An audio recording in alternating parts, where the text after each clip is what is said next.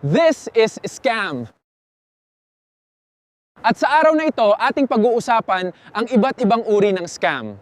Isa na rito ang online scam kung saan nagpo-post ang scammer ng pekeng trabaho gamit ang mga pekeng account. So paano nga ba ito nangyayari? Alamin natin. Tara! Kilalanin natin ang account na ginagamit ng scammer. Ito ang ginagamit niya na account upang mag-post ng mga hiring sa GrabPH. Ito ang ginagamit niyang account upang mag-post ng mga pekeng trabaho. Gumagamit siya ng account na maraming followers upang pagkatiwalaan ng mga tao. At ito naman ang Gmail ang ginagamit niya upang mag-send ka ng iyong resume. Dahil nakikita nila ang address mo, ang pipiliin lamang nila ay yung mga nag-a-apply na taga-Bukid or hindi pa masyadong na-access ng Grab.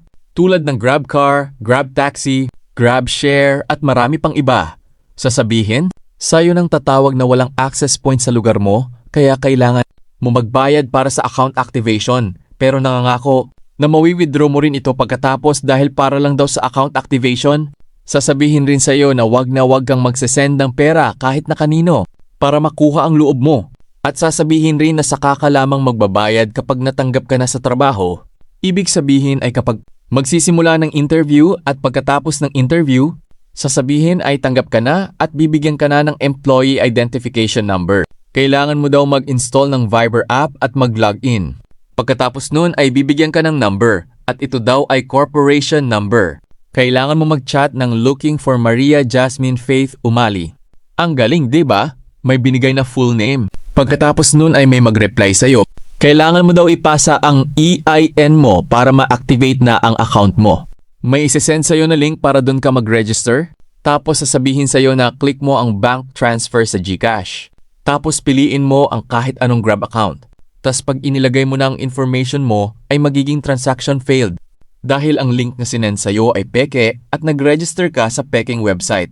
Bigla nilang sasabihin, sa'yo na pa QR code na lang or punta ka na lang sa main office ng Grab para magbayad. Siyempre, pipiliin mo na lang ang QR para iwas pagod.